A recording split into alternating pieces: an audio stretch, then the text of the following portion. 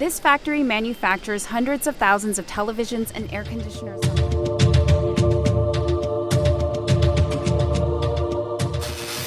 But now it's in the process of turning into a different kind of operation. This one particular line can manufacture 3,000 phones in an 8-hour shift. The Indian tech and appliances company Micromax is pivoting to smartphones because of politics. The trade war between China and the US has pushed foreign tech companies to relocate part of their production outside of China. India wants to be their next best option. It has a large and cheap workforce, plus the government has been offering generous subsidies while also promising a more open regulatory regime. Before the trade war, India ranked third behind Vietnam and China when it came to the global production of mobile phones. But with increasing trade tensions, India is now in second place and starting to chip away at China's market share. If China loses, India gains. India's plan to build a competitive smartphone supply chain to China's is a technical and logistical feat, putting to the test whether India can become the world's next smartphone superpower.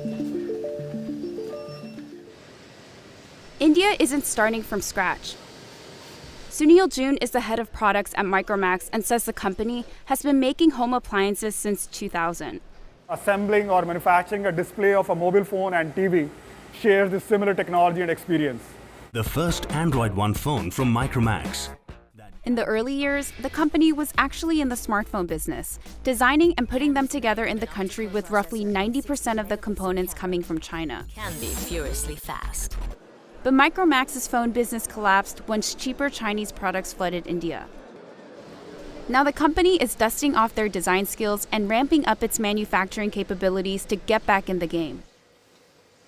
June says a big technical challenge was the motherboard, which holds all the smartphone's key components. Same setup, same machine, same tools. This is LED TV motherboard, whereas this is a set of 4 motherboards for mobile phone. But the motherboard is just one of more than 700 components that go into a smartphone, and Micromax has had to convince other Indian companies to help produce those parts. For more than 2 decades, Pankaj Shakdeva has been producing batteries for electric fans, remote controls, and mobile phones. This was actually a natural extension of what we were doing, because we were already in the battery business as traders. His challenge was to create a battery that would power a smartphone for up to 2 days. So now this is the finished product that you see here. It's kept at a high temperature for 72 hours to make sure that nothing goes wrong with the battery in a high temperature zone. Shakdeva says he now wants to focus on smartphone batteries. Going forward, smartphone is the future. So definitely we have to be ready for that market as well. We're hoping that this ecosystem can grow much better domestically, not just to cater to India, but to cater to the global market as well. In just 6 months, Micromax proved that it could design and put together its own smartphone. It's now rolling out what it calls Made in India phones. This speedy buildup in India's smartphone production capacity has caught the attention of tech giants.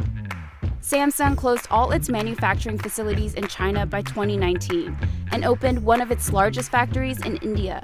Even Apple supplier Foxconn is now producing iPhones in the country. तो $5 trillion economy का dream भी. The government is also adding an incentive to push tech companies to grow their business in the country. So it's offering to pay them up to 6% of the value of the additional mobile phones they sell each year. This is a fairly new expansion that we have done. It took us 2 weeks to expand to this level. Micromax claims that 60% of the value of its phone components are currently sourced from India. And with the government's help, the company expects to get to 100% in 3 years. That is something which will still take some time, 5 to 10 years at least. Varun Mishra is an analyst who's been watching the Indian smartphone industry since the start of the trade war.